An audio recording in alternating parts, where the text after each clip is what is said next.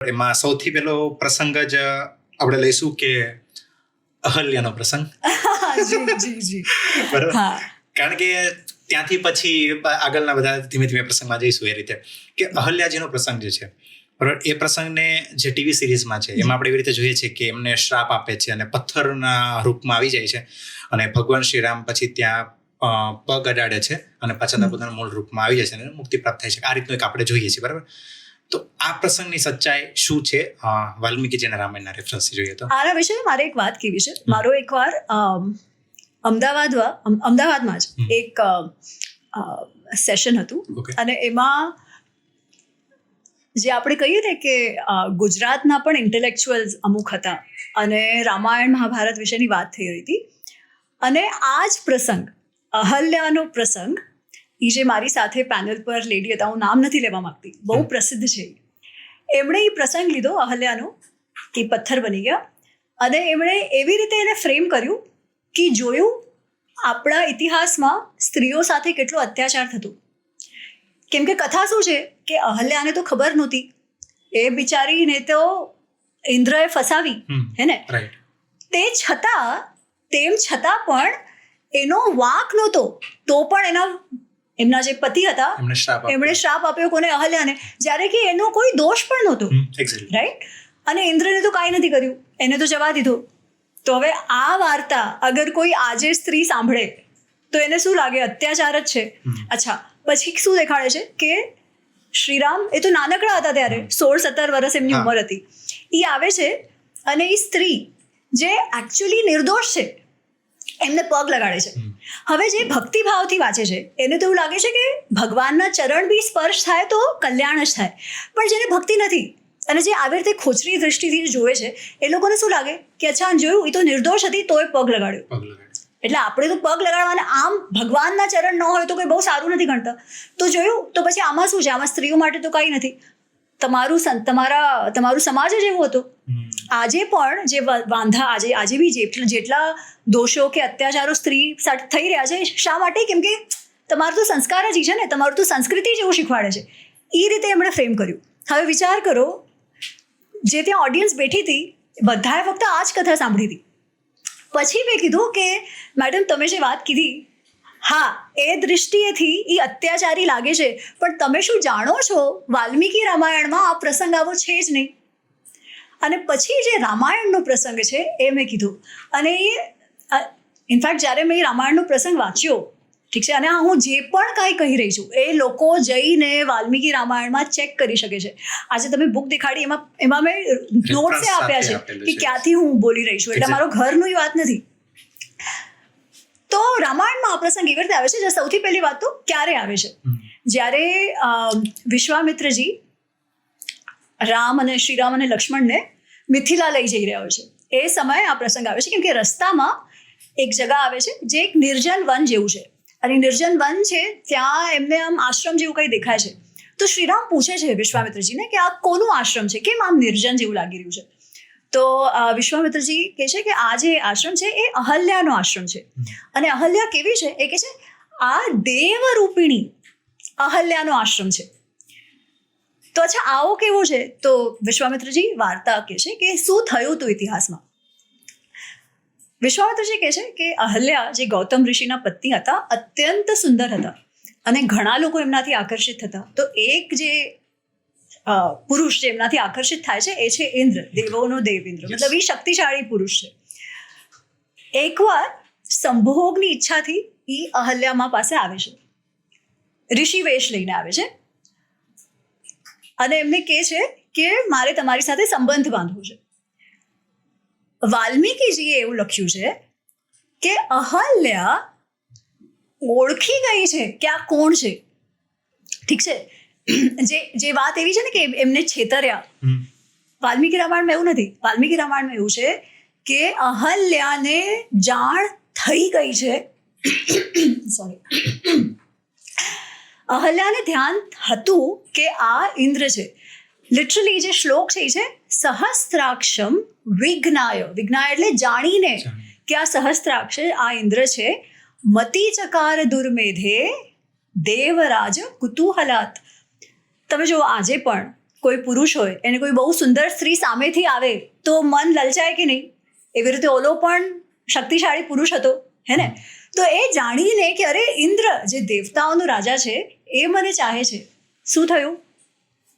કુતૂહલ જાગ્યો અહલ્યામાં પણ, અને એ અહલ્યામાં એ સંબંધ માટે તૈયાર થઈ ગયા. ઠીક છે, એટલે એમને છેતર્યા નથી, એમને ખબર છે કે આ ઇન્દ્ર છે, અને એમણે પણ એ ટાઈમે જે આપણે ઇંગ્લિશમાં કહીએ ને કે લેપ્સ ઓફ જજમેન્ટ, ઘણીવાર આપણી સાથે એવું થાય કે ભાઈ કામ આવી જાય દિમાગમાં અને નિર્ણય આપણે ખોટો લઈ લઈએ. તો એમણે હા પાડી, અને પછી જ્યારે ઇન્દ્ર જઈ રહ્યો હતો ત્યારે એ કહે છે કે હવે હું સંતુષ્ટ છું, સંતુષ્ટાસ્મિ શીઘ્રમ ગચ્છ, હું સંતુષ્ટ છું, હવે ઇન્દ્ર તમે જલ્દીથી જાઓ અને રક્ષસ્વ માં, મને અને તમારી જાતને મારા પતિથી બચાવો, એટલે તમે જલ્દીથી જાઓ. એટલી વારમાં ગૌતમ ઋષિ આવે છે અને એમને સમજાઈ જાય છે શું થયું. સૌથી પહેલા એ ગૌતમ ઋષિ ઇન્દ્રને શ્રાપ આપે છે. શું શ્રાપ આપે છે કે નિષ્ફલમ ભવ, વિફલમ ભવ, વિફલમ ભવ એટલે તમે નપુંસક થઈ જાઓ, એવો શ્રાપ જે કહેવાય છે ને કે ઇન્દ્રને તો છોડી દો એમને. ના, ઇન્દ્રને સૌથી પહેલા એ શ્રાપ આપે છે. કેમ કે તે લલચાવ્યું, ઇન્દ્રએ લલચાવ્યું, અહલ્યા સામેથી નહોતા ગયા. અહલ્યાના મનમાં કોણે લલચાવ્યું? ઇન્દ્રએ. એટલે એને તો દંડ મળવો જ જોઈએ, અને એમને દંડ મળ્યો. સૌથી પહેલા ગૌતમ ઋષિએ ઇન્દ્રને દંડ આપ્યો, અને અહલ્યા માને કીધું કે એક તો પથ્થર બનવાની વાત જ નથી, એમને કીધું કે તમે અહીંયા જ રહો અને તપસ્યા કરો. કેવી રીતે? નિરાહાર વાત ભક્ષા, ફક્ત હવા ખાઈને અહીંયા રહીને તમે તપસ્યા કરો.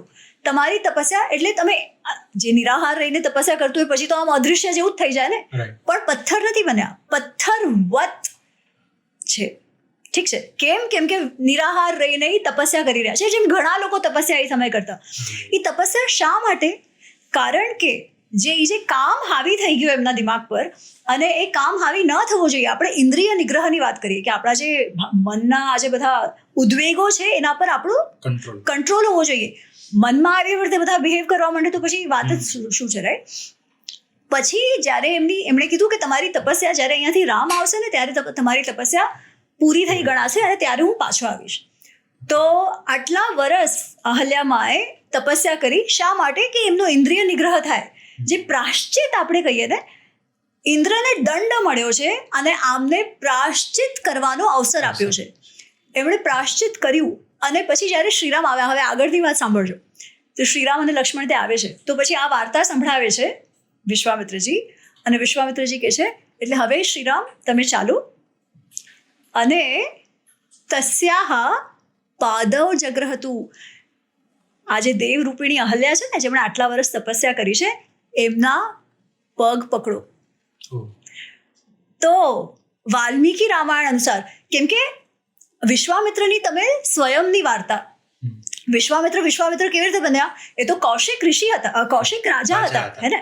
તો કૌશિક રાજા થી એમનો વિશ્વામિત્રનો જે પ્રવાસ હતો એમાં કેટલી વાર એ નિષ્ફળ થયા. શેના લીધે? ક્યારેક કામના લીધે, ક્યારેક ક્રોધના લીધે. ધીરે એમણે પોતાના મન પર કંટ્રોલ, નિગ્રહ કેળવ્યો અને પછી ઋષિ બન્યા. તો જેવો એમનો પ્રવાસ હતો, અહલ્યાનો પણ એ તો એવો જ છે. એમણે પણ ઠીક છે, થઈ ગઈ, કોઈથી થઈ જાય, આપણે ગલતી થઈ જાય, હે ને? પણ તે પછી એમણે પોતાની જાત પર તપસ્યાથી જેમ વિશ્વામિત્રજીએ કંટ્રોલ હાંસલ કર્યો એવો જ એમણે કર્યો. તો અગર વિશ્વામિત્રજી ઋષિ થઈ શકે તો આપણ તો ઋષિ જેવા જ કહેવાય. અને જ્યારે કોઈ આટલું મહાન તમારી સામે છે તો જે નાના હોય એ આદરથી પગે લાગે જ ને. એવી રીતે શ્રીરામ અને લક્ષ્મણ અહલ્યામાના પગે લાગે છે, એ વાત છે. અને પછી ગૌતમ ઋષિ આવે છે. હવે તમે વિચાર કરો, આ શું કહી રહ્યું છે? એક રીતે જોવા જઈએ તો જે પ્રસંગ વિશ્વામિત્રજી સાથે થયો, જ્યારે કૌશિકથી વિશ્વામિત્રનો એમનો પ્રવાસ હતો, અને એમને જે આદર મળી રહ્યું છે એ જ આદર એમણે સ્ત્રીને પણ આપ્યો. અને બીજું આપણને શું કહે છે કે ઠીક છે, ઘણીવાર એવી વસ્તુઓ આપણાથી થઈ જાય, હે ને, જે કરવું ન જોઈએ, પણ આપણે કહીએ ને કે કોઈક એવા કોઈ વ્યવહાર થઈ જાય જે ન થવા જોઈએ, પણ એનો અર્થ શું કે તમે ખતમ, કોઈ તમને ચાન્સ જ પાછો ના મળે. ના, એવું નથી.